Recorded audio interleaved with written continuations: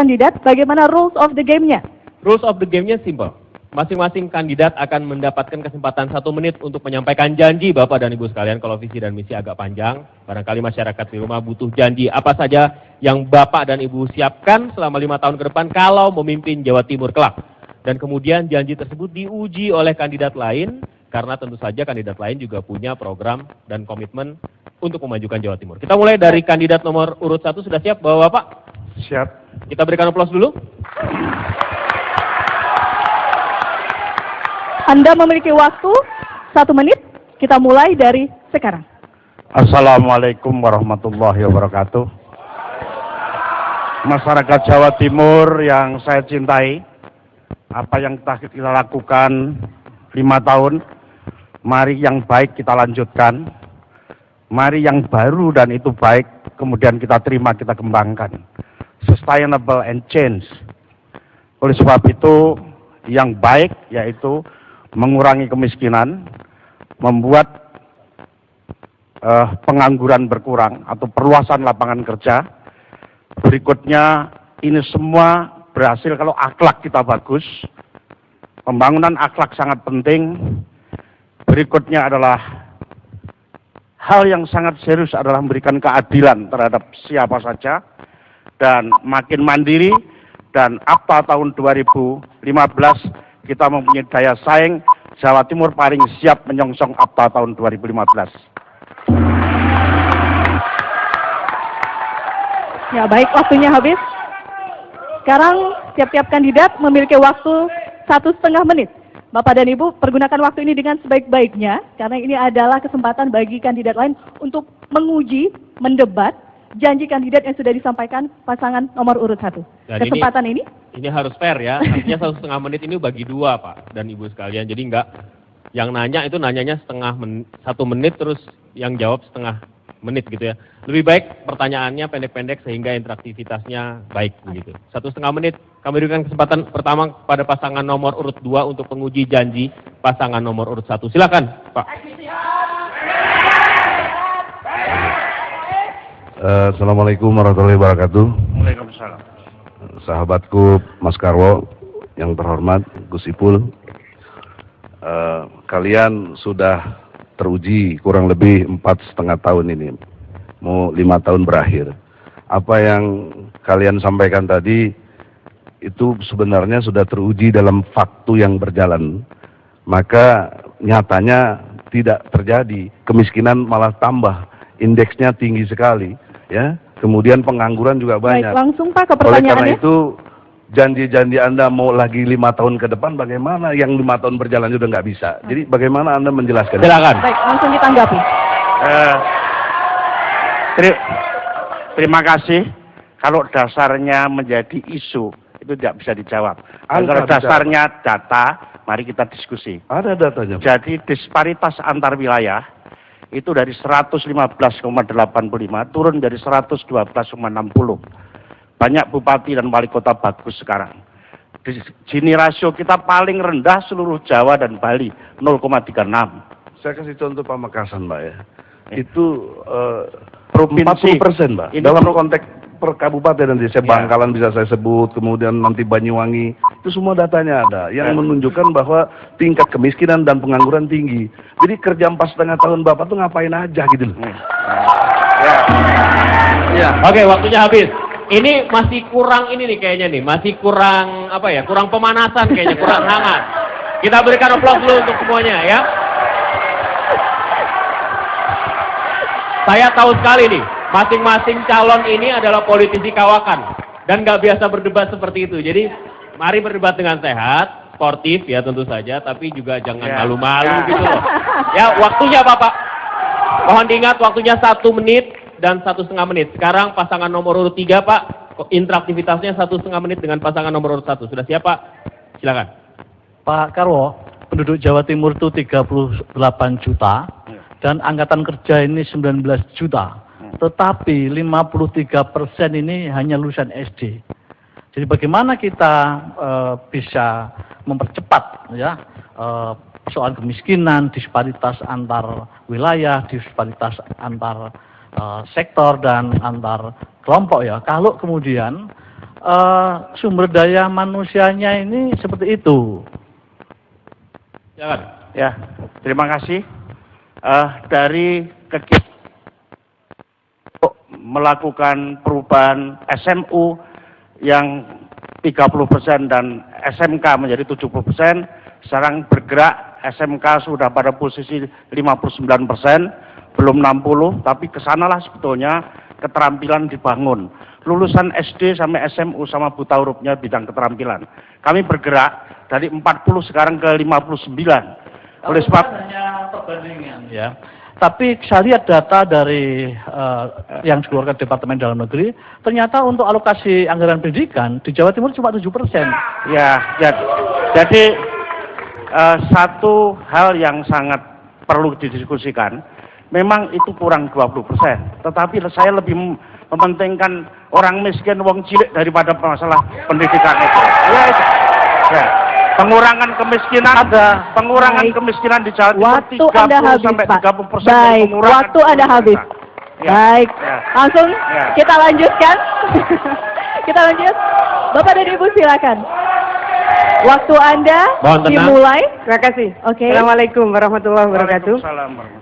Pak Dekarwo dan Gus Ipul, saya ingin tanya bagaimana sesungguhnya pembangunan akhlak dan pembangunan keadilan yang tadi disampaikan. Iya. Rasa keadilan itu bagian dari ciri demokrasi. Menurut BPS bahwa indeks demokrasi di Jawa Timur nomor 32 dari 33 provinsi. Bagaimana Bapak melihat sukses story rasa keadilan itu bisa diberikan kepada seluruh warga Jawa Timur, termasuk pembangunan akhlak bisa dilakukan. Baik. Iya. Ya, terima kasih. Pertama, jadi nanti dilanjutkan Gus karena spesialisasi akhlak ini Gus. Ya. Pertama adalah ulama itu akan membangun bagaimana akhlak. Pemerintah membangun kesejahteraan. Kolaborasi antara ulama dan umaroh seperti ini kita dorong. Hanya indeks yang dimaksud adalah menurut pendapat saya adalah keliru memaknai. Musyawarah mufakat, mohon maaf. Ya, musyawarah mufakat yang semua dibangun itu menganggap bahwa itu bukan demokrasi. Musyawarah mufakat itu nilai lokal yang sangat luar biasa. Ya. Iya. Iya, dalam konteks pendidikan yang kita ingin hasilkan itu adalah di samping pinter juga benar, di samping benar juga pinter. Oleh karena itu yang harus kita atasi sesungguhnya bahwa masyarakat kita ini berlapis-lapis. Jadi tidak mungkin satu untuk semua. Baik. Ya, terima Habis kasih. Saya waktunya. ingin sampaikan bahwa yang tadi saya sampaikan indeks demokrasi itu adalah Ibu, data dari waktunya BPS. sudah Waktunya habis, Bu. Oke, baik. Nanti kita lanjutkan kembali. Masih ada janji kandidat pasangan nomor urut 2, 3, dan 4. Tapi kembali kita harus jeda dulu. Nanti kita akan kembali untuk mendengarkan bagaimana janji kandidat pasangan nomor urut 2. Sesaat lagi.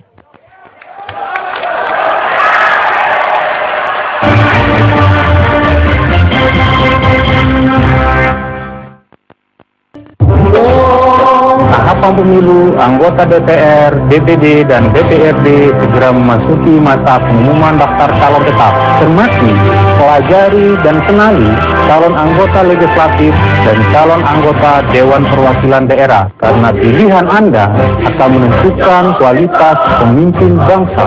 Taqabbalallahu minna wa minkum, minal aidin wal faizin, mohon maaf lahir dan batin.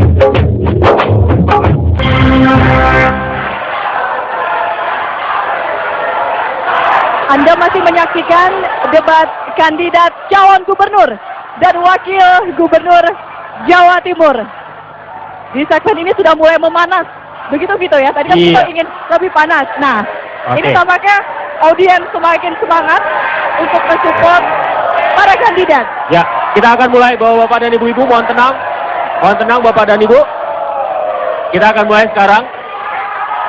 Iya, oke. Iya, oke. Sip. Pokoknya mantap semua deh, dukung ya.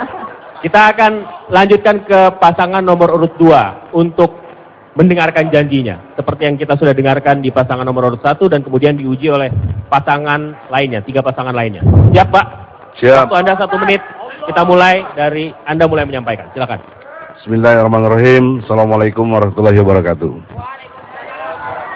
Dalam berbangsa dan bernegara, Indonesia telah sepakat dengan Pancasila dan Undang-Undang Dasar 45. Sila pertama jelas ketuhanan yang Maha Esa. Bahkan ditegaskan dari pasal 29 ayat 1 UUD 45, negara Republik Indonesia berdasar kepada ketuhanan yang Maha Esa. Dan yang ayat 2-nya, negara menjamin melaksanakan ajaran agamanya bagi para pemeluknya. Ini bukan janji, sudah ada di undang-undang. Saya ingin melaksanakan, maka saya ingin mengajak Jawa Timur khususnya masyarakat untuk menuju takwa. Karena ketakwaan inilah janji Allah yang luar biasa. Kalau kamu bertakwa, barokatin fi samawati wa ma fil ard. Aku datangkan berkah dari langit dan bumi. Gitu. Maka oleh karena itu, keberkahan itu selama ini kita tidak berkah. Kenapa? Jawa Timur ini punya kesetaraan sumber daya alam. Sudah habis, ya? Pak. Baik. Oke, jadi kita mau menuju sudah habis waktunya. Baik, langsung saja kita berikan kesempatan kepada pasangan nomor urut 3 untuk menguji janji kandidat nomor urut 2. Waktu Anda dimulai dari sekarang. Bang Egy, terima kasih. Ketika Bang Egy ingin menciptakan masyarakat takwa pada saat masyarakat menderita, pada saat rakyat miskin, pada saat rakyat nganggur, apa yang bisa dilakukan oleh Bang Egy yang mampu mengumpulkan KTP jutaan orang di Jawa Timur? Sungguh hebat Bang Egy ini. Silakan. Ya, semua itu harus dimulai dari pemimpin. Semua keadaan ini salah karena pemimpin. Jadi pemimpinnya siapa? Itu yang harus diganti dulu gitu loh. Ya. Baru bisa kita lakukan perubahan-perubahan. Bagaimana saya mau melakukan perubahan? Saya belum jadi pemimpin. Tapi kalau saya udah jadi pemimpin, gubernurnya saya insya Allah bisa. Karena udah ada dasar hukumnya, jelas, tegas, saya tidak ngarang-ngarang. Masih ada waktu Pak, silakan. Bang Egy, terima kasih, jempol. 2. Peace. Masih ada waktu? Masih ada waktu, silakan kalau mau menambahkan pasangan nomor 2 ini waktu Anda. Langsung jangan banyak bagi kami untuk melaksanakan iman takwa itu, pada dasarnya masyarakat Indonesia itu kan sudah religius. Tinggal kembali kepada penegasan yang disampaikan oleh Cak Egy sebagai gubernur tadi. Tinggal bagaimana setelah jadi gubernur, ketika gubernurnya bertakwa, insya Allah rakyatnya akan bertakwa juga dan sejahtera. Baik, waktunya habis. Kita beralih ke pasangan nomor 4. Mudah-mudahan tidak surplus ya Ibu ya. Tidak surplus juga jangan defisit gitu ya. Jadi pas-pas saja. Waktunya 1,5 menit untuk interaktivitas, silahkan untuk pasangan nomor 2. Assalamualaikum warahmatullahi wabarakatuh. Waalaikumsalam.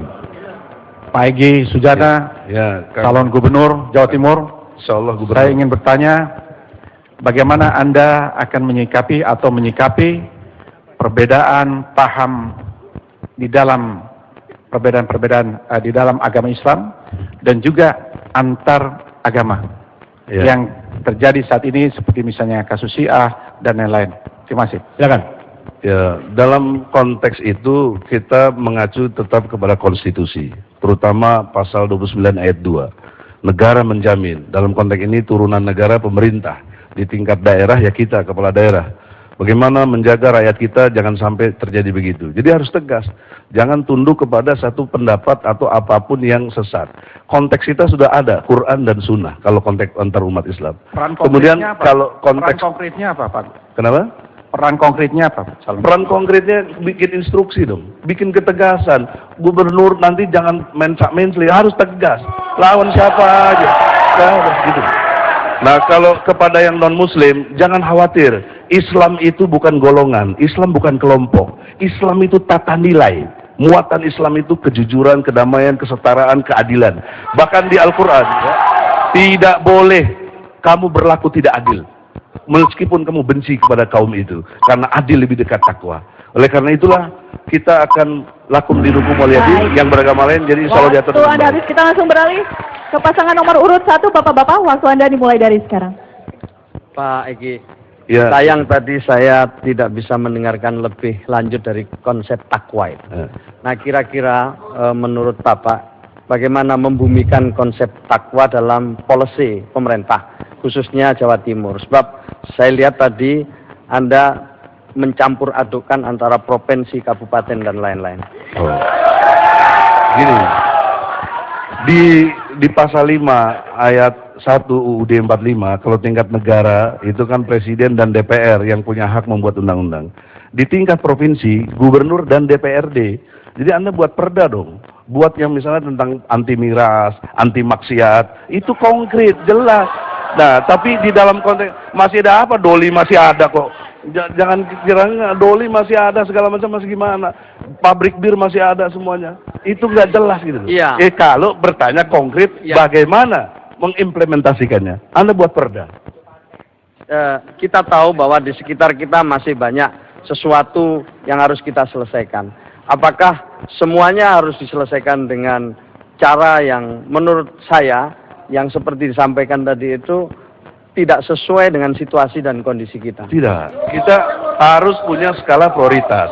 Yang prioritas itu dalam konteks hubungan kita dengan Tuhan harus taat kita. Dan kalian sekarang jadi penguasa, mestinya membuatkan kekuasaan itu fungsional, fungsi yang Anda miliki, otoritas dan kapasitas untuk tegaknya. Iya, habis. Kita sudah dengarkan tadi paparan pasangan nomor urut 2 dan juga uji dari 3 pasangan lainnya. Kita akan mendengarkan setelah ini pasangan nomor urut 3 menyampaikan janji dan kemudian diuji oleh pasangan lainnya. Di debat calon gubernur dan wakil gubernur Jawa Timur. Tetaplah bersama kami.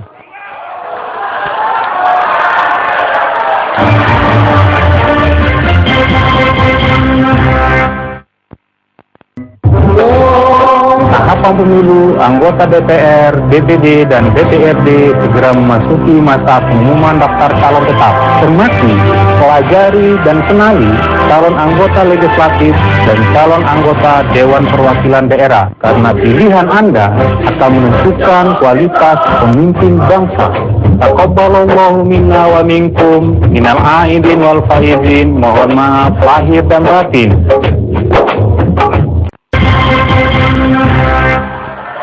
Anda kembali menyaksikan debat kandidat calon gubernur dan calon wakil gubernur Jawa Timur. Kita masih berada di sesi pertama, yaitu janji kandidat. Tadi kita sudah mendengarkan bagaimana janji kandidat pasangan nomor urut 1 dan 2. Kini kita akan lanjutkan apa saja janji dari kandidat dengan pasangan nomor urut 3. Sudah siap Bapak? Siap. Waktu Anda dimulai dari sekarang. Silahkan. Kalau saya jadi gubernur, saya ingin konsentrasi di 2 fungsi utama, yaitu melakukan koordinasi pembangunan antar kota kabupaten dan fungsi pengawasan. Dengan demikian, uang yang harus dikelola oleh gubernur itu tidak perlu banyak-banyak.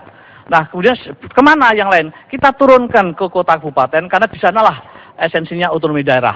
Bahkan dimungkinkan sampai desa. Dan kami akan distribusikan. Tiap desa, tiap tahun akan saya beri 500 juta. Ya, ini. Ya. Selain itu, ini kehendak konstitusi. Ya, pendidikan adalah hak warga negara. Oleh karena itu saya tidak ingin mendengar lagi kesulitan orang menyekolahkan anaknya, putus sekolah, sehingga saya akan bebaskan SPP mulai tingkat sekolah dasar sampai sekolah menengah atas. Kesehatan juga sebuah problem, oleh karena itu juga saya ingin tingkatkan pelayanan kesehatan, tidak hanya murah tapi tidak berkualitas, tapi murah dan berkualitas. Demikian juga kami menyiapkan untuk jaring pengaman bagi 3 program yang sudah ya. Oke, waktunya habis, sayang sekali, nanti bisa dielaborasi lagi. Kita akan lanjutkan ke pasangan nomor urut 4. Bapak dan Ibu, waktu Anda 1,5 menit untuk berinteraksi dengan pasangan nomor 3 dan menyoal serta berdiskusi tentang janji yang sudah disampaikan. Silakan. Ya, baik. Program yang ditawarkan oleh pasangan calon nomor 3 ini memang sangat berkait dengan ikhtiar peningkatan indeks pembangunan manusia. Boleh dijelaskan bagaimana sesungguhnya proses hitung-hitungannya dari PAD yang kita punya dan dari APBD yang mungkin bisa disupport untuk melaksanakan program-program itu? Begini, di Jawa Timur itu desa hanya sekitar 8.500-an. Kalau kemudian kita kalikan 500 juta, itu jatuhnya tidak sampai 5 triliun. Dan cukup, itu kita mampu punya kekuatan APBD itu. Oke. Kemudian soal pendidikan, soal kesehatan, jadi saya semua... pernah jadi wali kota Surabaya, dan di Surabaya sudah saya bebaskan biaya operasional. Mulai SD, SMP, SMU, SMK, negeri dan swasta. Ya. Jadi sudah bukan hal baru. Dan dulu memang ada yang meragukan, ternyata bisa. Bapak Ibu sekalian, Bu dan utamanya Bu Kofifa, memang banyak bupati, wali kota, kawan-kawan, loh iya Surabaya pendapatan asli daerahnya tinggi, sehingga mampu. Ternyata sekarang ada Kota Blitar. Kota Blitar itu hanya 3 kecamatan, tetapi bisa melakukan langkah serupa seperti Surabaya. Sehingga ke depan, kota kabupaten yang belum mampu ya harus disuntik. Dari mana? Ya dari uang tadi itu. Uangnya kan yang provinsi sedikit aja, kemudian diturunkan sampai ke desa 500 jutaan, kemudian nutup kekurangan di pendidikan, nutup kekurangan di kesehatan untuk seluruh kota kabupaten. Kemudian soal daya saing bagaimana bisa disiapkan, Pak? Otomatis ketika SDM naik akan memberikan impact pada peningkatan daya saing. Baik. Oke, sudah habis, Bapak Ibu. Kita akan berpindah ke pasangan nomor urut 1, Bapak silakan. Terima kasih. Memang rata-rata per desa kita baru 510. Jadi Pak Bambang mohon maaf sudah 510 juta yang kita berikan ke sudah realisasi ya. Dan untuk wajib belajar untuk wajib belajar 12 tahun memang baru 40%, tapi yang kita dulukan langsung ke pertanyaannya, Pak. Yang mohon maaf, ini ada permasalahan serius di Jawa Timur, khas Jawa Timur, yaitu Diniyah Salafiyah, yaitu sekolah yang dia berbahasa Arab dan kemudian tidak pakai standar yang ditentukan Menteri Agama. Bagaimana konsep solusi tentang kesetaraan ini? Di Surabaya tidak hanya SD, SMP, SMU, SMK negeri dan swasta, tetapi termasuk madrasah ya, sanawiyah, ibtidaiyah dan aliyah. Bukan itu sudah masuk Departemen Agama. Ya, tapi kita bantu. Diniyah Salafiyah itu adalah Ula Wusto dan Ulya. Itu 1 juta santrinya. Saya yakin, oleh karena itu, anggaran itu harus didistribusikan pada kota kabupaten, karena bupati wali kota lah yang lebih tahu kondisi daerahnya masing-masing. Jadi, kita mencoba mendorong supaya otonomi daerah itu tidak setengah hati. Berilah Pak Bambang, daerah otonom. Ini yang menimbulkan IPM rendah, karena mereka dianggap buta huruf. Baik, waktunya sudah habis. Kita akan langsung menuju pasangan nomor urut 2. Ya, silakan, waktu Anda dimulai dari sekarang. Begini Mas Bambang ya, kalau saya lihat efektivitasnya patut diragukan. Karena sistem pilkada kita ini sampai tingkat kepala desa, itu sistem liberalis kapitalis sebenarnya. Jadi yang lahir tuh banyak koruptor-koruptor baru. Jadi kalau dikasih 500 juta dikorupsinya gimana? Bagaimana mengantisipasinya? Itu susah. Makanya saya lebih duluin takwa gitu, supaya terjaga gitu. Nah, begini, bagaimana Anda mencegahnya? Begini, dulu juga ada kekhawatiran ketika pemerintah kota Surabaya mendistribusikan uang itu ke sekolah. Tapi ini prosesnya langsung dari rekening pemerintah kota yang ada di Bank Jatim ke rekening kepala sekolah. Dan sebelum dilaksanakan, kepala sekolah kita bagaimana merencanakan, bagaimana nyusun program. Banyak juga kepala sekolah korupsi.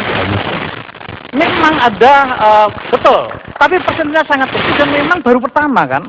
Baru pertama. Nah, kalau tanggal 12 Februari kami dilantik, maka sepanjang 2014 akan kita training para kepala desa untuk bagaimana memetakan persoalan di wilayahnya, kemudian menyusun perencanaan, menentukan skala prioritas. Sehingga 500 juta tahun pertama untuk apa? 500 juta tahun kedua untuk apa? Saya sumbang ide aja Pak ya. Kalau saya gubernur, saya langsung kasih rekening ke rakyat. Jadi buka rekening rakyat, di rakyat pegang uang langsung gitu loh. Itu lebih bagus. Nggak ada yang dikorupsi, siapa yang mau korupsi? Itu yang paling bagus gitu. Kita ya, kali aja panjenengan jadi ide saya jalan gitu. Waktunya, iya.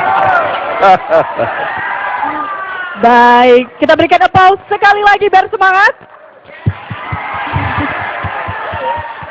Itu dia tadi pemirsa janji kandidat pasangan nomor urut 3. Kami nanti pasti akan kembali untuk Anda bagaimana dengan janji kandidat pasangan nomor urut 4. Sesaat lagi, tetap di debat kandidat calon gubernur dan wakil gubernur Jawa Timur.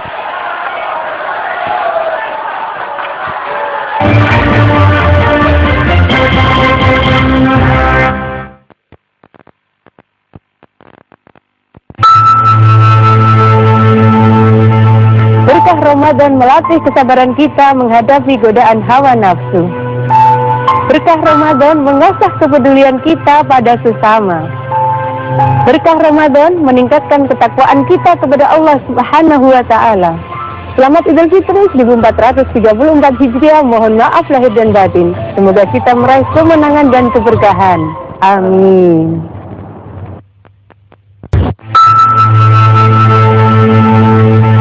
Berkah Ramadan melatih kesabaran kita menghadapi godaan hawa nafsu. Berkah Ramadan mengasah kepedulian kita pada sesama. Berkah Ramadan meningkatkan ketakwaan kita kepada Allah Subhanahu wa Ta'ala. Selamat Idul Fitri 1434 Hijriah. Mohon maaf lahir dan batin. Semoga kita meraih kemenangan dan keberkahan. Amin.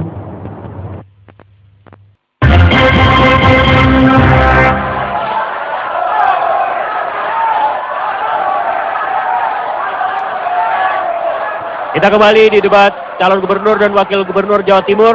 1, 2, 3 sudah kita dengarkan janjinya. Masih bersemangat yel-yelnya. Bapak-bapak, mohon tenang. Ibu, kita mulai lagi ya.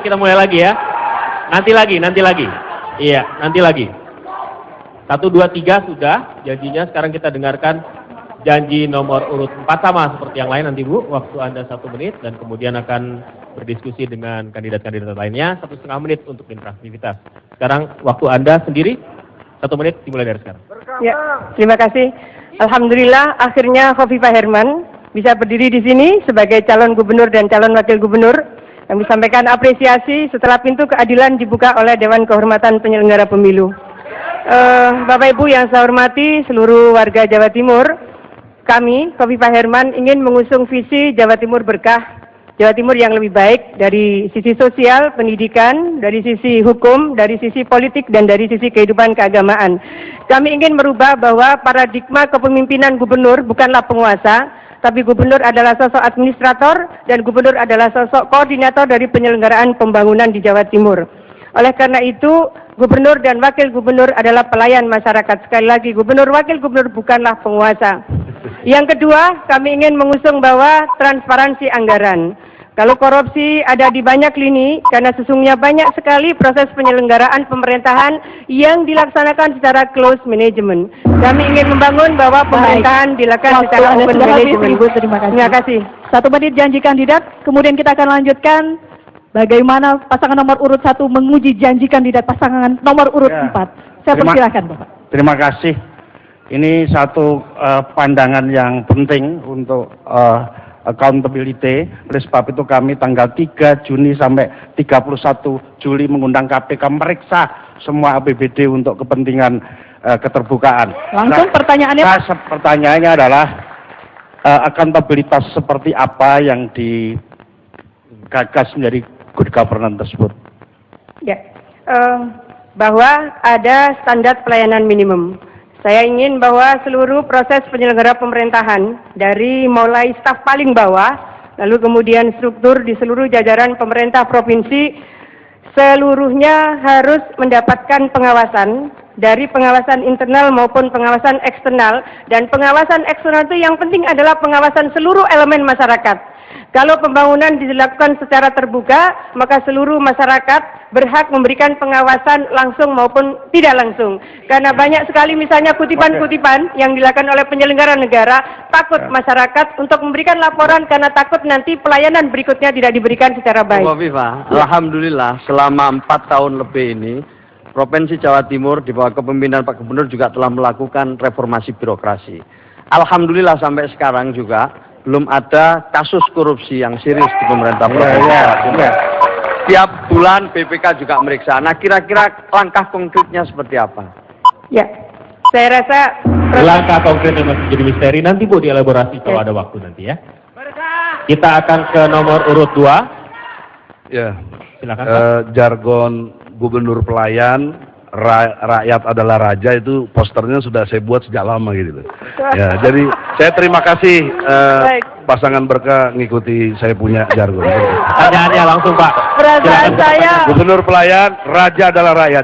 Pak Egi dari tadi pagi selalu ngutip berkah, berarti Pak Egi mengikuti visi berkah. Berkah baru datang kalau takwa dulu gitu Bu. Jadi program saya dulu jalan baru datang Ibu. Ya. Yus, silakan. Nah untuk itu dalam konteks pertanyaan saya serius nih. Tidak mengurangi hormat dengan partai Anda yang PKB, ketuanya menteri, itu, kemudian dia tentu bawahannya presiden.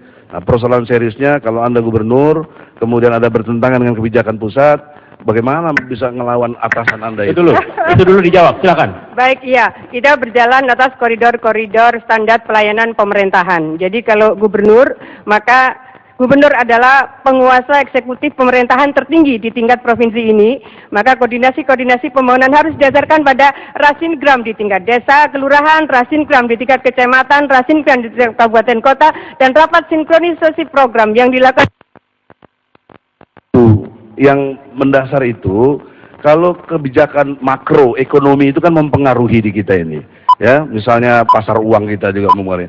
Banyak hal yang harus kita buat sebenarnya. Kemudian belum lagi masalah-masalah impor, masa garam aja impor, beras impor. Anda bagaimana begitu melawan kebijakan pusat itu? Waktu habis, terima kasih. Pasangan nomor 2, kita lanjut ke pasangan nomor 3. Waktu Anda 1,5 menit, Pak. Bu Kofifa, tadi dalam paparan Ibu bagaimana membangun Jawa Timur yang berkah. Nah, kalau proses pemilihan sendiri kemudian tidak bagus, kira-kira bisa nggak menghasilkan pemimpin yang berkah? Satu. Yang kedua, lalu bagaimana upaya Bu Kofifa sebagai gubernur ketika nanti akan ada gawe-gawe politik seperti ini? Ya, saya rasa secara hukum usul fikih, kalau sesuatu itu sumbernya tidak halal, maka hasilnya juga tidak halal. Jadi kalau prosesnya sudah melakukan ikhtiar-ikhtiar yang tidak melahirkan keberkahan, akhirnya juga tidak akan memberikan keberkahan kepada seluruh masyarakat Jawa Timur. Saya rasa prosesnya seperti itu, Pak Herman. Saya ingin menambahkan sedikit bahwa sebenarnya persoalan bangsa ini mulai dari tingkat kelurahan sampai tingkat presiden, juga gubernur adalah pada leadernya. Bagaimana juga dia leadershipnya. Kita melihat kebanyakan mereka memang paradigmanya adalah penguasa. Mungkin karena itu dari bahasa Belanda dulunya regering di feodal. Akan tetapi kalau kita geser itu menjadi administrator dan koordinator pembangunan, insya Allah berkah. Dan kemudian yang paling penting juga transparan. Saya ulangi lagi, karena korupsi itu bisa timbul karena transparan. Ditutup. Terima kasih. Dan habis waktunya. Kita sudah melewati sesi pertama, janji kandidat. Kita berikan aplaus pada seluruh kandidat yang sudah hadir, menyampaikan janjinya secara konkret dan diuji oleh kandidat-kandidat lain. Masih ada 3 sesi lain untuk, sekali lagi, yang terpenting bukanlah poster dan fotonya, tapi kualitas kepemimpinannya. Karena itu masih ada 3 sesi untuk menguji para kandidat. Nanti kita juga akan menampilkan sejumlah isu, sejumlah materi yang nanti solusinya akan dijawab oleh para kandidat yang hadir malam hari ini. Tapi kami kembali harus jeda. Debat kandidat calon gubernur dan calon wakil gubernur Jawa Timur akan kembali saat lagi.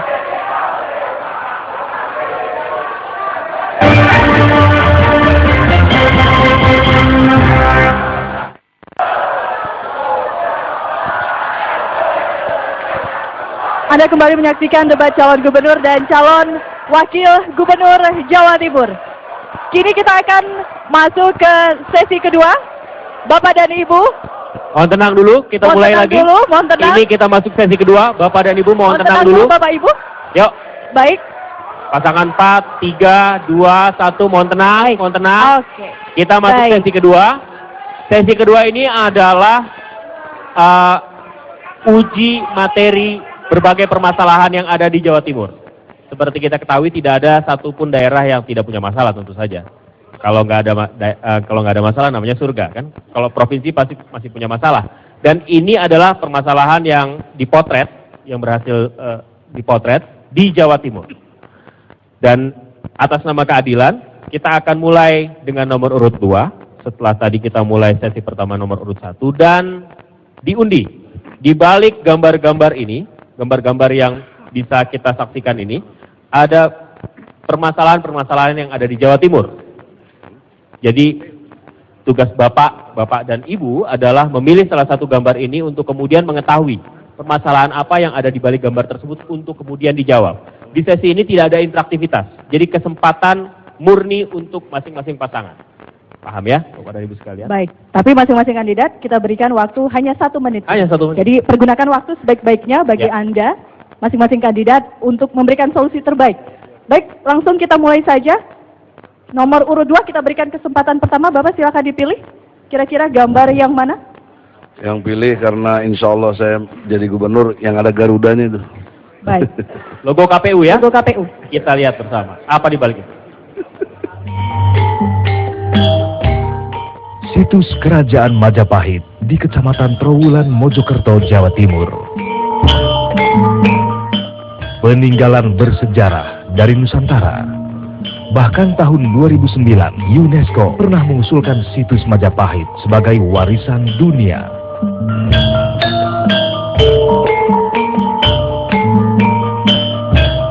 Namun hingga kini, situs Majapahit belum ditetapkan sebagai cagar budaya untuk melindungi keberadaannya. Apa komitmen pemimpin Jatim ke depan untuk melindungi situs Majapahit?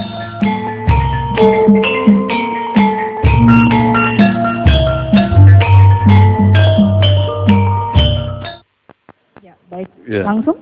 Ya, bagaimana melindungi situs Majapahit ya sederhana aja, kita pugar, kita baikin, nah, itu sederhana aja itu, ya, itu teknis aja itu. Mohon tenang. Nggak senang. Kemudian dari segi seni budayanya, saya juga sudah punya komitmen dengan para seniman dan para pekerja seni lainnya untuk konteksnya nanti bisa kita budayakan. Dan lebih jauh lagi ada connecting dengan dinas pariwisata misalnya yang selama ini tingkat pariwisata pengetahuan saya mengatakan kurang digenjot dengan sebaik mungkin begitu loh.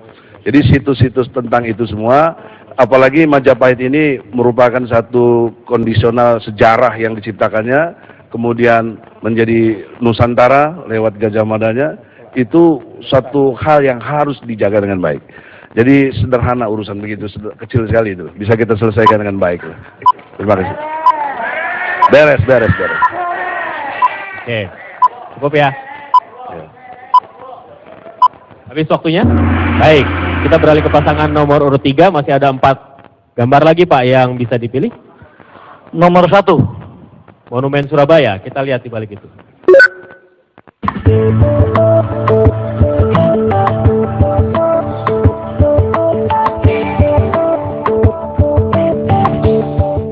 Pacitan, Jawa Timur. Kota yang dikenal dengan julukan 1001 Goa. Terdapat banyak goa dengan daya tarik unik, cantik dan menarik. Adalah surganya para pecinta goa.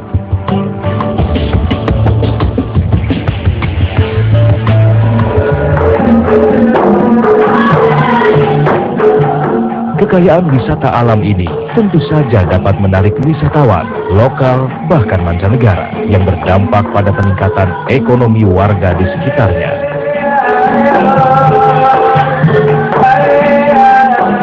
Lalu bagaimana strategi pemimpin Jatim ke depan untuk mempromosikan surga-surga tersembunyi ini?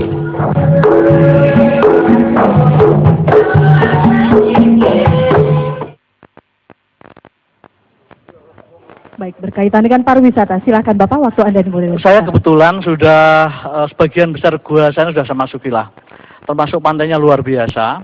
Tapi memang yang jadi hambatan untuk promosi diantaranya ya infrastruktur ya. Nah kalau kita lihat pendapatan asli daerah di Pacitan memang kecil.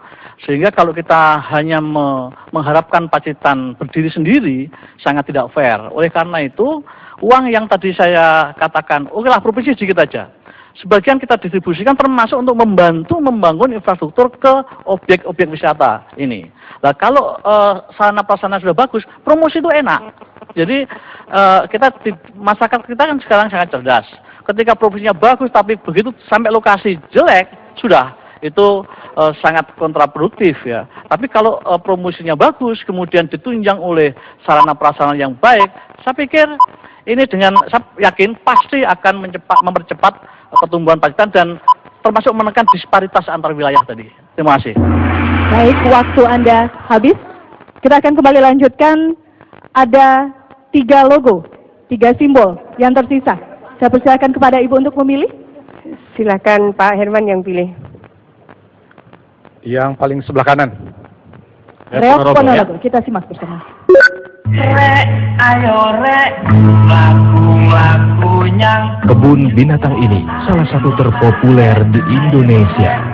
pernah didaulat sebagai kebun binatang terlengkap se-Asia Tenggara ketika 351 spesies satwa dan ketika lebih dari 2.800 binatang menghuninya dengan nyaman.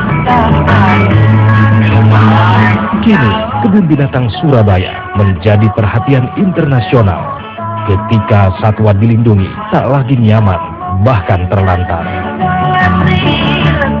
Bagaimana pemimpin Jatim ke depan menyelamatkan kebun binatang kebanggaan ini?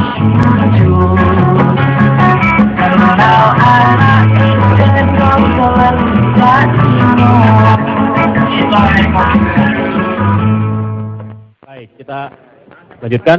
Ini landmark, salah satu landmark Kota Surabaya. Silakan, Bapak Ibu.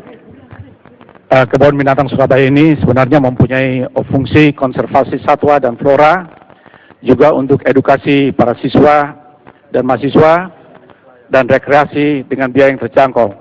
Kita mengetahui bahwa KBS ini waktu-waktu yang lalu telah menimbulkan ada konflik, tapi kemudian diambil alih oleh Kota Surabaya, bukan oleh provinsi. Saya ulangi lagi, diambil alih oleh Kota Surabaya, dan kemudian dia menimbulkan keuntungan sebanyak 25%. Sehingga lebaran ini saja kita hitung ada 75.000 orang berkunjung. Oleh sebab itu, kalau saya jadi gubernur, ulangi, kalau saya jadi wakil gubernur, Ibu Hovifah jadi gubernur, terbalik Bu, terbalik, maka kita akan menyediakan anggaran cukup untuk pemeliharaan KBS ini. Terima kasih. Baik. Ya, tentu saja kalau satu pasangan dimaafkan Bu ya. Salah-salah dikit gak apa-apa lah sama teman. Masih ada 2 gambar lagi, silakan. Gambar logo Provinsi Surabaya dan logo maskot Pemilu Kada Jatim. Pasangan nomor 1. Logo provinsi. Kita lihat logo provinsi.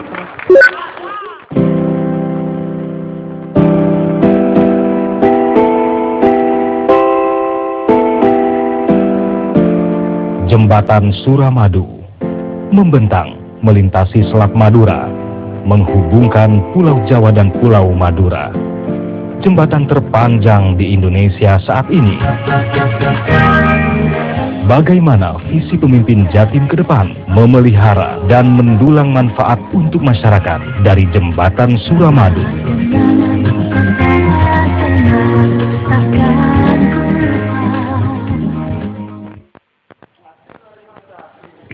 Kita bersyukur pada akhirnya Jembatan Suramadu terbangun. Ini adalah cita-cita almarhum Gubernur Muhammad Nur. Nah, ini adalah simbol kemajuan, ini adalah simbol modernisasi. Tetapi memang tidak serta-merta kemudian seperti membalik tangan masyarakat Madura menjadi cepat sejahtera. Tetapi setahun terakhir ini kita rasakan, atau 2 tahun terakhir ini kita rasakan, ada arus barang dan orang yang meningkat terus ke Pulau Madura. Yang menjadi aspirasi dan pekerjaan rumah besar kita adalah bagaimana Madura maju, orangnya juga ikut maju. Pembangunannya maju, masyarakatnya juga ikut maju. Jangan seperti contoh di pulau-pulau lain, pembangunannya maju, masyarakatnya tidak maju. Nah, untuk supaya masyarakatnya ini maju, salah satu yang diharapkan adalah nilai-nilai lokal tetap terjaga. Saya kira inilah yang menjadi pekerjaan. Baik, waktunya sudah habis. Sesi kedua sudah kita lewati, kita akan beralih ke sesi ketiga. Sesi ketiga apa kita? Sesi ketiga adalah masyarakat bertanya. Jadi kalau pemimpin itu biasanya harus bisa menyiapkan solusi dengan cepat atas permasalahan masyarakat. Jadi nanti akan ada masyarakat bertanya langsung. Baik, masyarakat bertanya tapi diuji oleh panelis Bapak dan Ibu sekalian. Kalau yang tadi hanya paparan satu arah, ini ada interaktivitas lagi oleh 2 panelis kita. Jadi mulai dari sekarang bersiap-siap, sesaat lagi kami kembali untuk masyarakat bertanya. Sesi selanjutnya, tetaplah bersama kami.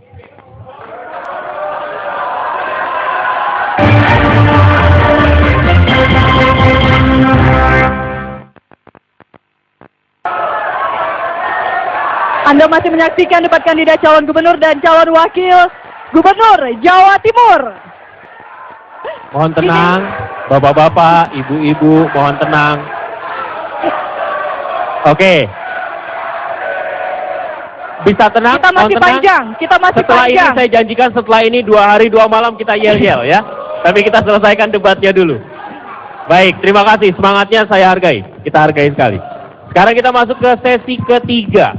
Masyarakat bertanya, Anda yang ada di rumah dan merupakan pemilik sah kedaulatan Provinsi Jawa Timur, para pemilih, nggak bisa datang semuanya ke sini, tapi kami mencoba untuk mengumpulkan beberapa untuk menyaring pertanyaan-pertanyaan dari masyarakat yang kemudian akan dijawab oleh calon-calon pemimpin Anda nanti.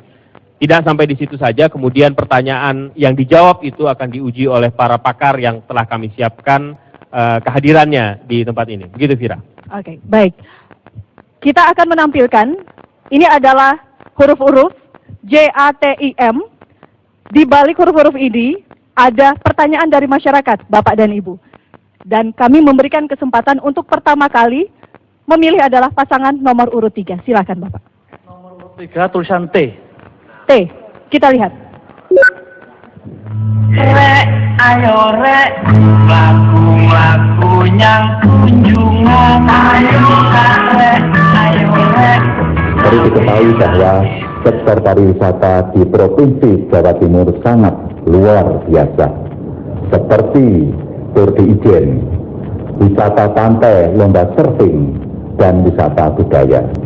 Apa yang harus dilakukan oleh Bapak Ibu jika terpilih sebagai Gubernur dan Wakil Gubernur Provinsi Jawa Timur untuk meningkatkan kunjungan wisata di Provinsi Jawa Timur?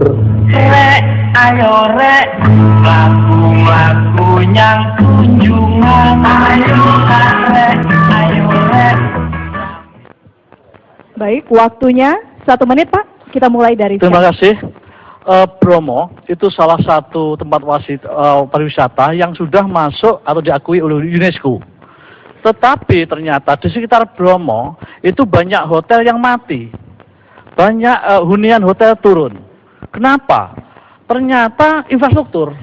Oleh karena itu, kalau kita bicara potensi pariwisata yang demikian banyak, tanpa dukungan infrastruktur yang baik, jangan berharap kita bisa mengoptimalkan potensi pariwisata itu sendiri. Jadi infrastruktur baik jalan, kemudian memang di beberapa tempat seperti Banyuwangi ada kemajuan, ada penerbangan dari Surabaya sehingga mengurangi waktu tempuh dari ibu kota Provinsi Jawa Timur, Surabaya. Dan kalau tempat-tempat wisata itu mudah dijangkau, saya yakin otomatis nanti ada peningkatan kunjungan dan selanjutnya secara ekonomi akan makin baik. Waktunya habis, kita akan lanjutkan dengan interaksi bersama para panelis. Panelis pertama, saya berikan kesempatan pada Prof. Herani. Waktu Anda, Pak, untuk berinteraksi dengan pasangan nomor 3 terkait dengan jawaban yang sudah disampaikan. Silakan. Baik, terima kasih Pak Bambang, selamat malam, dan Pak Said. Salah satu masalah penting di sektor pariwisata adalah adanya biaya yang harus dikorbankan ketika pariwisata yang sangat padat modal itu kemudian bisa mengurangi kelestarian lingkungan dan kerap kali menimbulkan kemacetan. Dan itu yang terjadi di beberapa daerah yang pariwisatanya maju. Gitu ininya. Nah, kira-kira bagaimana upaya yang bisa dilakukan agar pariwisata tadi itu pertama tidak merusak lingkungan dan yang kedua itu tidak menimbulkan ongkos yang lain berupa misalnya kemacetan, baik lalu lintas dan sebagainya. Jadi begini, pikiran dasar harus samakan. Konsep membangun wilayah ke depan, sustainability harus ditempatkan di tempat pertama. Jangan sampai membangun lalu merusak lingkungan. Tadi saya singgung, persoalan infrastruktur jadi problem. Oleh karena itu, tadi kemacetan, ya otomatis itu akibat langsung dari buruknya infrastruktur. Nah, kita tahu jalan ini ada yang menjadi jalan kewenangan nasional, ada provinsi, ada kota, kabupaten. Nah, kalau saya jadi gubernur, paling tidak yang jadi tanggung jawab dan kewenangan provinsi saya selesaikan. Itu. Sehingga yang jadi kewenangan pemerintah pusat ya dan tanggung jawab pemerintah harus diselesaikan. Saya akan mendorong, kemudian kita dorong Bupati Wali Kota untuk juga bisa memperbaiki lembaga yang ada. Baik, waktunya habis. Kita beralih ke Bu Husnul, silakan Ibu. Terima kasih, selamat malam, Bambang. Pertanyaan saya tentang pariwisata, biasanya selalu punya, ini tadi empat-empatnya nggak ada yang bicara perempuan. Padahal Jawa Timur itu lebih banyak penduduk perempuannya dibandingkan laki-lakinya. Ya, nah pertanyaan saya sejauh mana sebetulnya kalau sumber, berapa persen yang akan diangkat dari sumber ekonomi dari pariwisata di Jawa Timur? Yang kedua adalah bagaimana dampaknya terhadap tenaga kerja perempuan yang biasanya lebih negatif dibandingkan positif dalam konteks ini. Begini Bu, jadi kan kita mesti lihat postur anggaran Provinsi Jawa Timur. Tentu tadi saya katakan bahwa provinsi tidak usah banyak-banyak mengelola anggaran. Jadi kita fokuskan pada bagaimana mendukung upaya koordinasi antar wilayah. Kemudian juga di bidang pengawasan. Lalu ada tanggung jawab yang lain tadi, infrastruktur.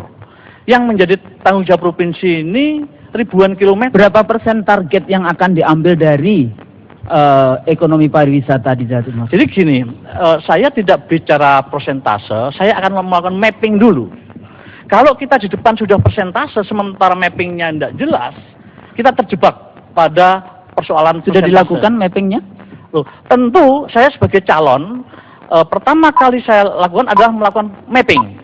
Bagaimana peta persoalan Jawa Timur. Setelah itu kemudian lihat kapasitas daya dukung yang ada di provinsi ini. Baik, waktunya habis. Terima kasih Bapak, terima kasih para panelis. Kita nanti masih akan lanjutkan kembali bagaimana para pemimpin, calon pemimpin di sini menjawab pertanyaan langsung dari masyarakat. Kita akan kembali sesaat lagi, tetap di debat calon gubernur dan calon wakil gubernur Jawa Timur.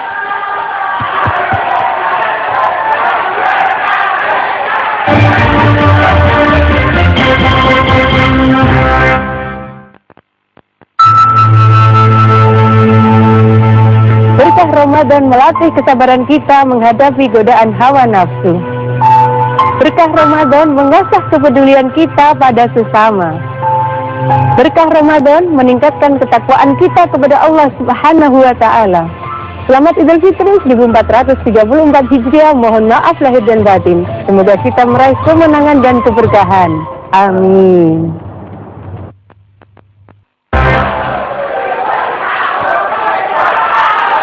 Ya, kembali kita lanjutkan debat kandidat calon gubernur dan calon wakil gubernur Jawa Timur, pemirsa.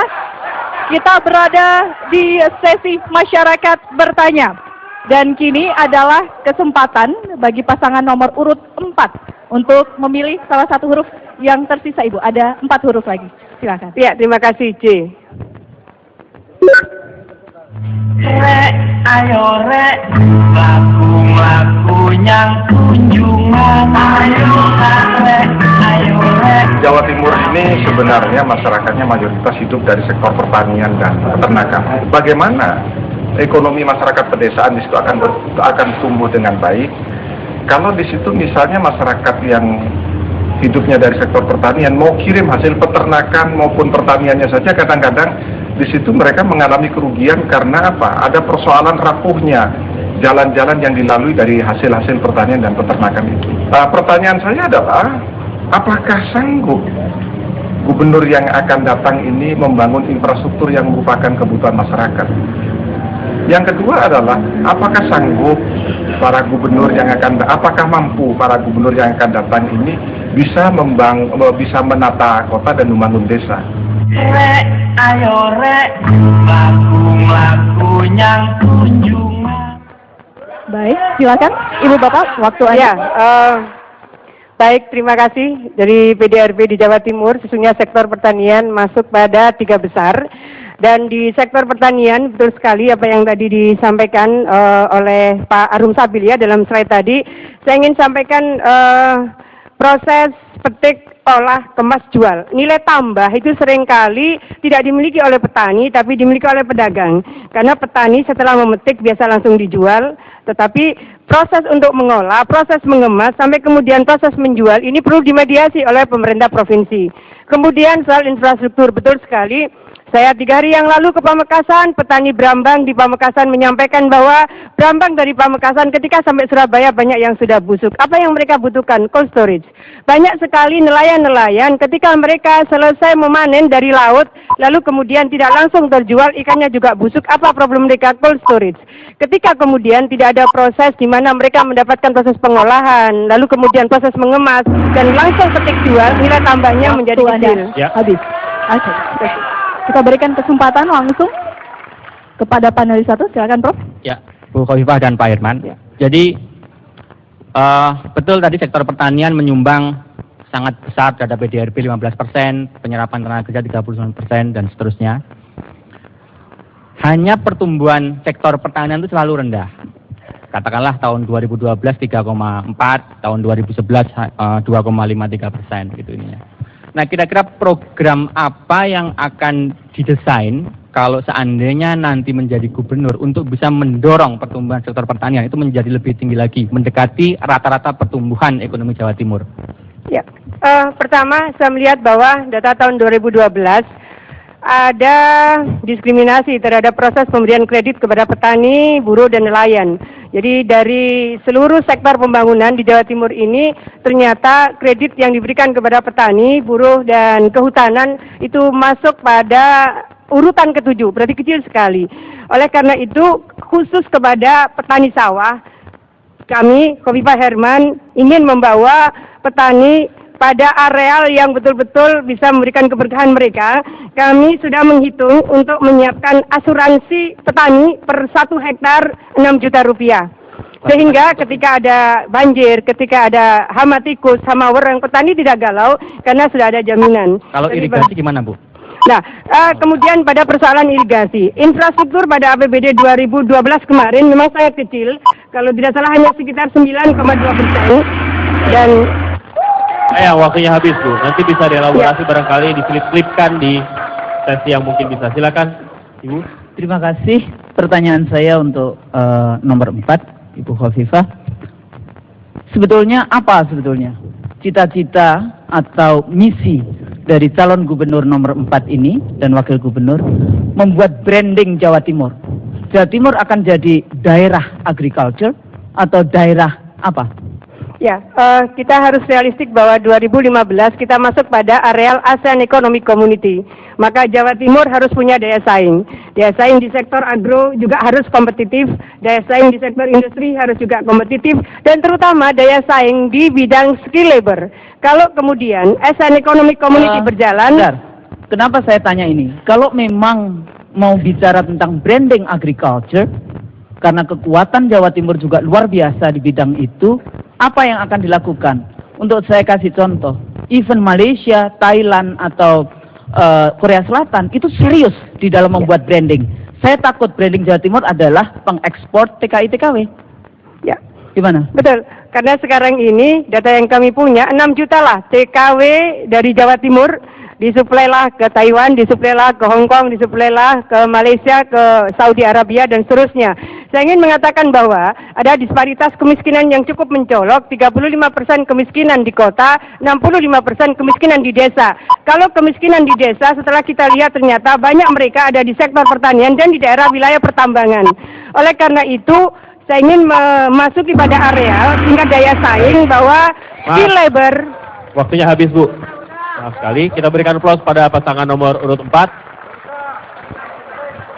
Kami masih akan kembali dengan pasangan nomor urut 1 dan pasangan nomor urut 2 untuk menjawab pertanyaan yang ada di benak Anda, pemirsa, khususnya warga Jawa Timur. Sesaat lagi, tetaplah bersama kami.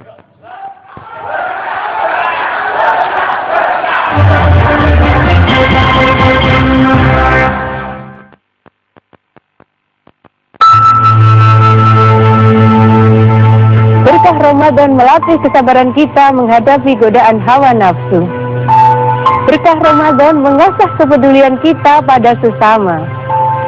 Berkah Ramadan meningkatkan ketakwaan kita kepada Allah Subhanahu wa taala.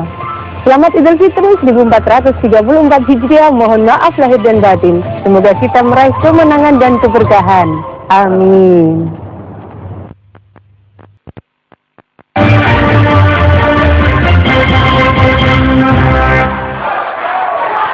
Bapak dan Ibu, kembali kita lanjutkan debat kandidat calon gubernur dan calon wakil gubernur Jawa Timur.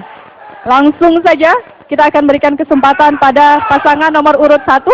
Bapak, silakan memilih. Kami memilih huruf yang mirip nomor 1, I. I, kita lihat.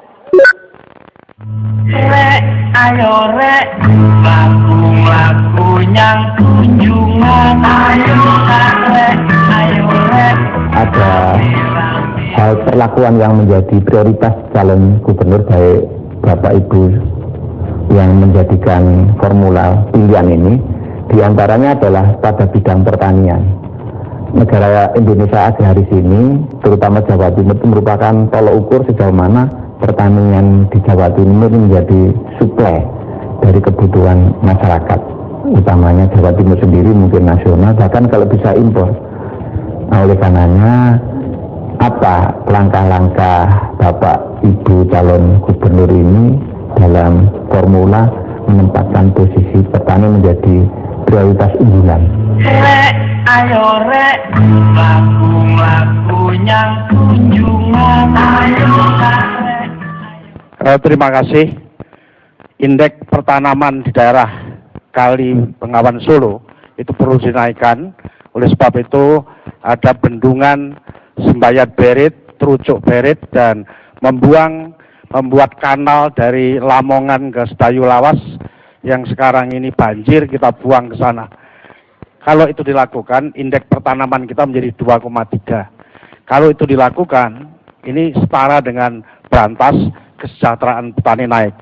Tapi juga on-farm kita, di panen kita, industri pasca panennya di sekitar pertanian itu. Itulah yang harus kita lakukan sehingga hulu hilirnya di dekat petani. Ini yang nilai tambahnya dari beras panen ke gabah kering giling itu 20%, ke gabah 70%. Jadi RMU-nya, mesin gilingnya di pedesaan. Nanti kita berikan hibah RMU mesin giling dari APBD provinsi. Sekarang udah jalan. Baik, waktunya habis. Kita akan lanjutkan kepada para panelis. Sekarang kita gantian ya, Prof ya. Boleh ya? Ibunya dulu? Ya. Oke, silakan. Terima Waktu kasih. Anda dimulai dari sekarang. Ya. Ibu. Saya tadi sebenarnya mau bertanya ini, 4 kandidat ini kira-kira akan melakukan money politics nggak di pemilu Pilkada Jawa Timur? Ya. Ya.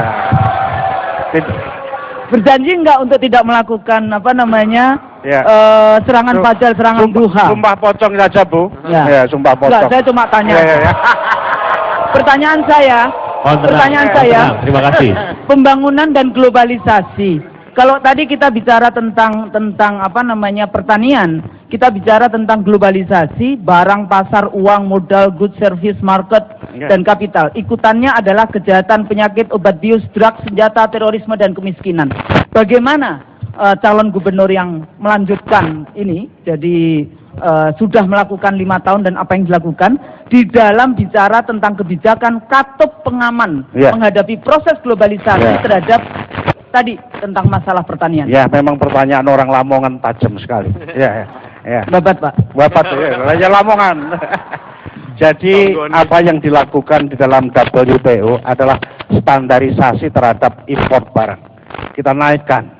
Apakah itu jamurnya, apakah itu pestisida. Ini kalau semuanya sudah kami lakukan. Kalau yang menghadapi mafia, loh, ini sudah kami lakukan, bukan cerita belum.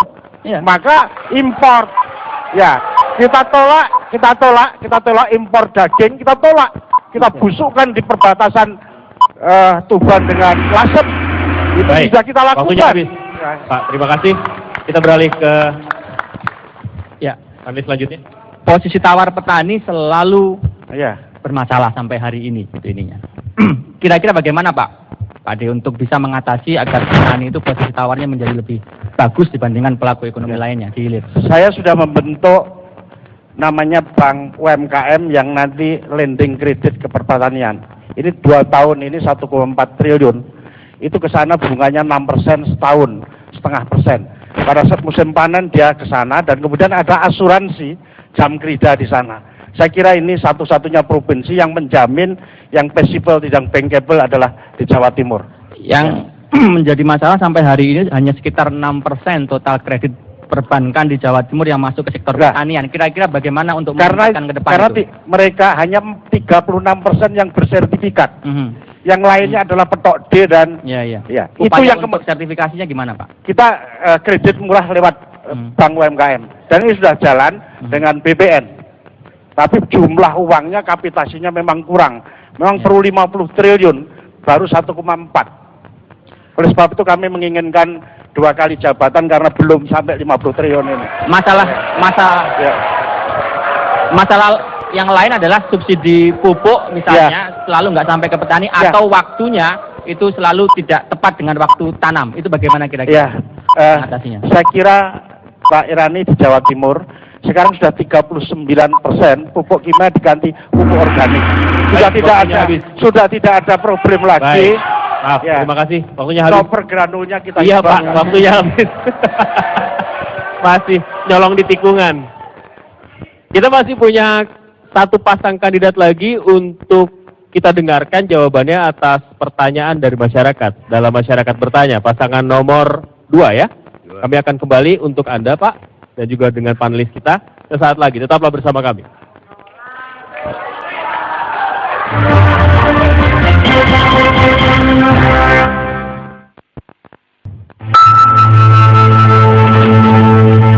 Berkah Ramadan melatih kesabaran kita menghadapi godaan hawa nafsu. Berkah Ramadan mengasah kepedulian kita pada sesama. Berkah Ramadan meningkatkan ketakwaan kita kepada Allah Subhanahu wa Ta'ala. Selamat Idul Fitri 1434 Hijriah. Mohon maaf lahir dan batin. Semoga kita meraih kemenangan dan keberkahan. Amin.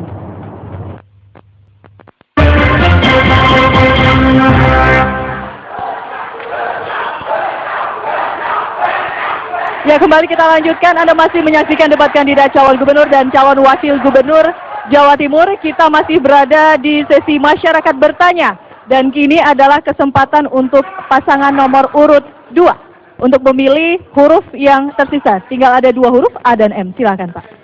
Ya, sesuai urutan nomor 2 lah. Baik, kita lihat. Rek, ayo rek, lagu-lagu yang kunjungan. Ayo rek, ayo rek. Kepada calon gubernur maupun nantinya siapa yang jadi gubernur, saya tentunya akan bertanya. Salah satu contoh ini pertambangan saja. Pertambangan ini di Jawa Timur ini ada di beberapa daerah. Bagaimana untuk mengelola? Karena di beberapa daerah, satu contoh mulai dari Banyuwangi, Jember sampai ke Pacitan itu sepertinya memang sudah ada daerah-daerah peta emas yang sebetulnya itu sejak zaman Belanda itu sebetulnya sudah ada.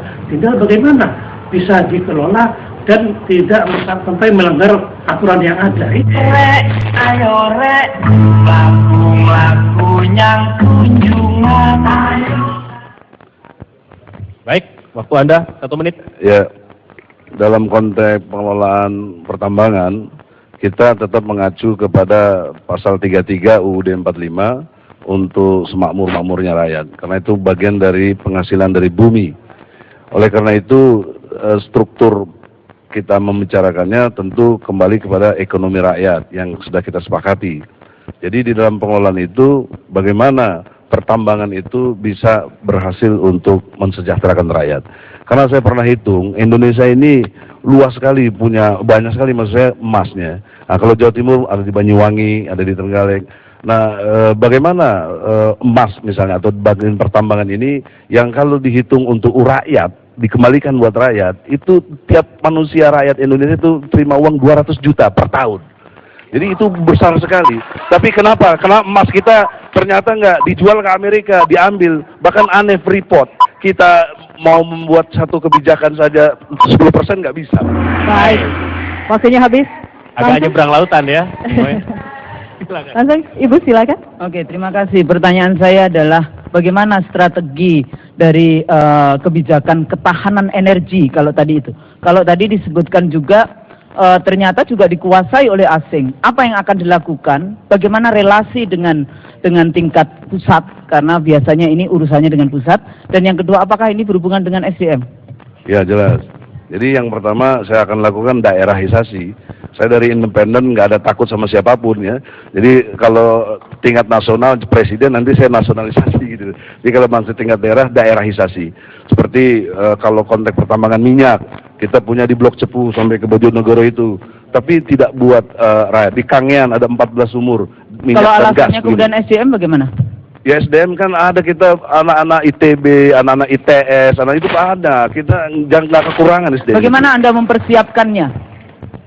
Itu Kalau tadi saja. balik lagi, kalau tadi bicara tentang akhlak apa kayak gitu, Ya. bisa nggak nanti mempersiapkan Anda bisa perempuan yang punya melahirkan dan cuti bisa cuti 2 tahun?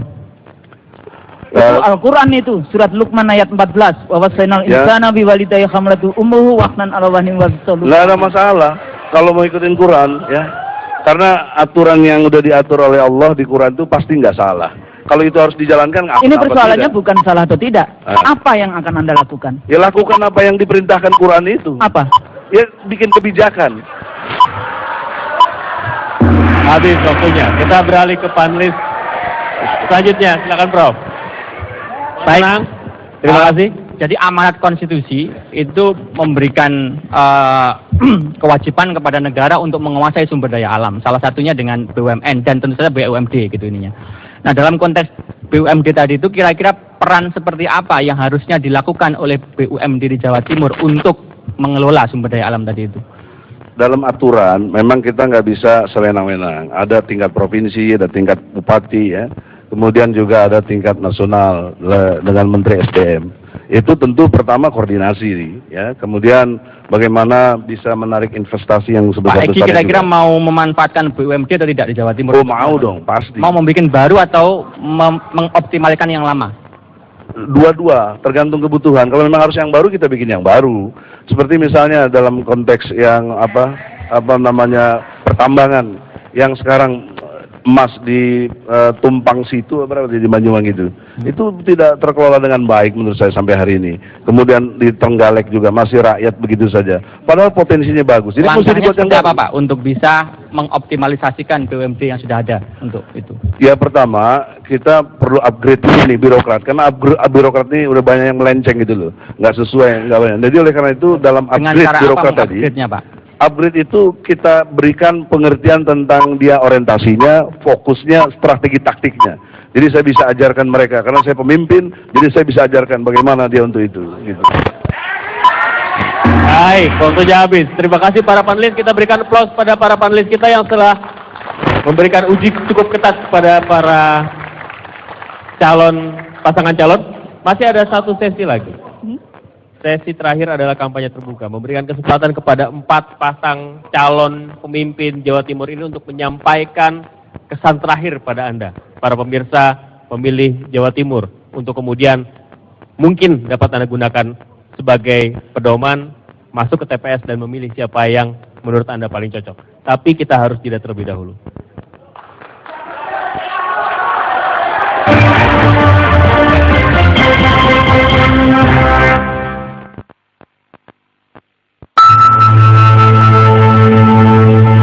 Berkah Ramadan melatih kesabaran kita menghadapi godaan hawa nafsu. Berkah Ramadan mengasah kepedulian kita pada sesama. Berkah Ramadan meningkatkan ketakwaan kita kepada Allah Subhanahu wa taala. Selamat Idul Fitri 1434 Hijriah. Mohon maaf lahir dan batin. Semoga kita meraih kemenangan dan keberkahan. Amin.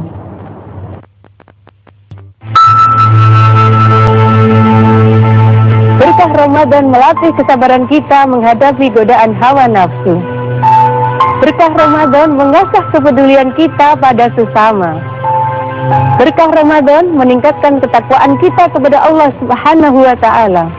Selamat Idul Fitri 1434 Hijriah. Mohon maaf lahir dan batin. Semoga kita meraih kemenangan dan keberkahan. Amin.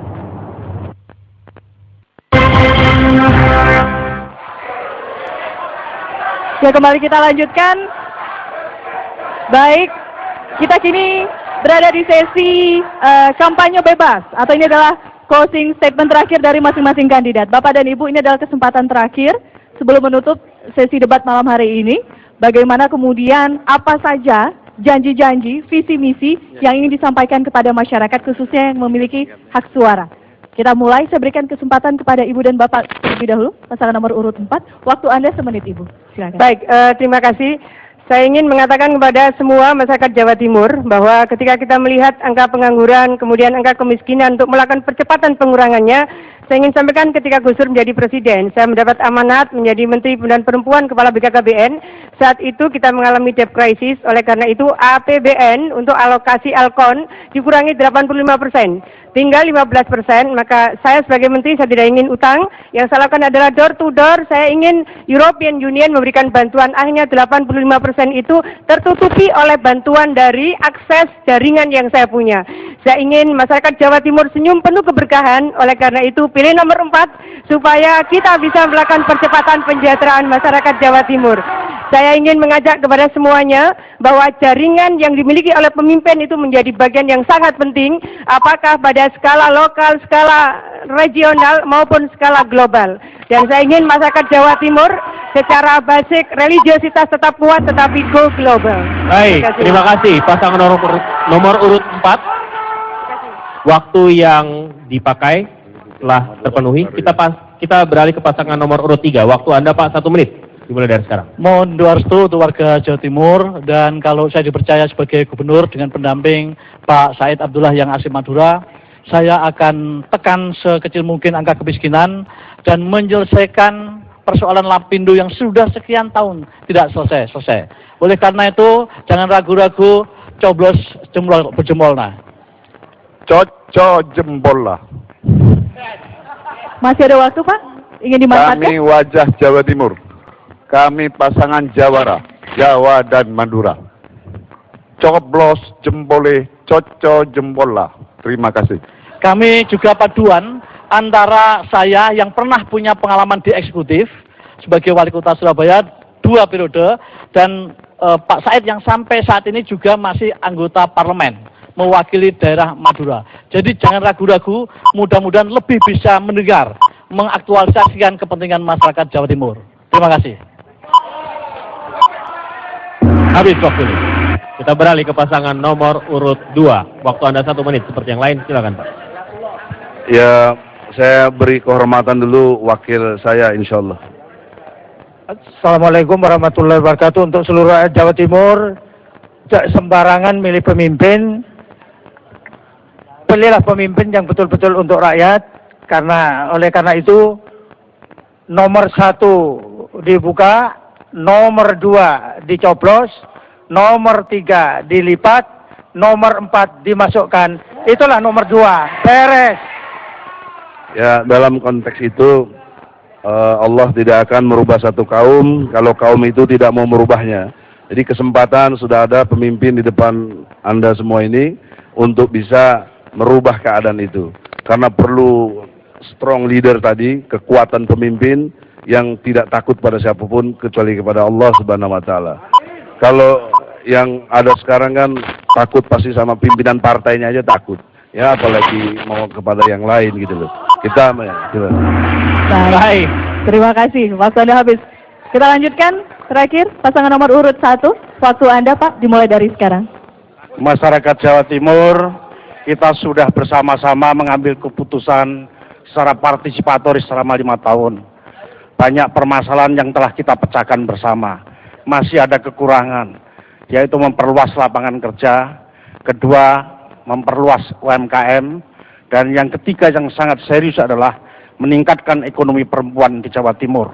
Oleh sebab itu, kami mengajak semuanya, mari bersama-sama mengambil keputusan bersama lagi selama 5 tahun yang akan datang. Kami setuju bahwa gubernur bukan penguasa, tapi pelayan. Kami setuju bahwa perempuan adalah menjadi aset untuk kemajuan Jawa Timur. Kami setuju bahwa kaum muda harus diberikan tempat yang lebih luas. Dan berikutnya tentu saja kami mengucapkan terima kasih atas kerjasamanya.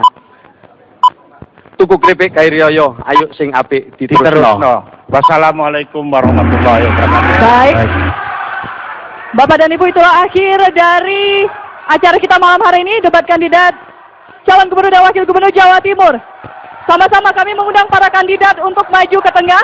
Silakan. Bersama-sama. Kami mengundang para kandidat. Kami untuk juga berada di mengundang tengah. perwakilan dari Kami mengundang panelis, juga Komisioner Ketua KPU Jatim, dan KPU Pusat. anggota-anggota yang lain untuk bersama-sama. Silakan Bapak-bapak. Para kandidat dulu, para kandidat dulu. Para kandidat bersama-sama, ini adalah, silakan Bapak. Para kandidat kami persilakan, silakan Bapak-bapak.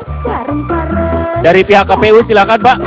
Mewakili dari, kita lihat bersama, inilah calon-calon pemimpin Silakan dari Jawa KPU, Timur para panelis, yang Bapak akan Ibu. dapat Anda pilih ketika hari pencoblosan kelak. Mana yang terbaik yang sudah Anda tentukan dari hasil debat malam hari ini. Mudah-mudahan Bersama-sama, menjadi guidance ya. bersama-sama kita ingin gandeng tangan para kandidat bersama-sama. Masyarakat Jawa Timur, inilah para kandidat calon gubernur dan wakil gubernur Jawa Timur 5 tahun ke depan. Jangan lupa gunakan hak pilih Anda pada tanggal 29 Agustus 2013. Ayo pilih.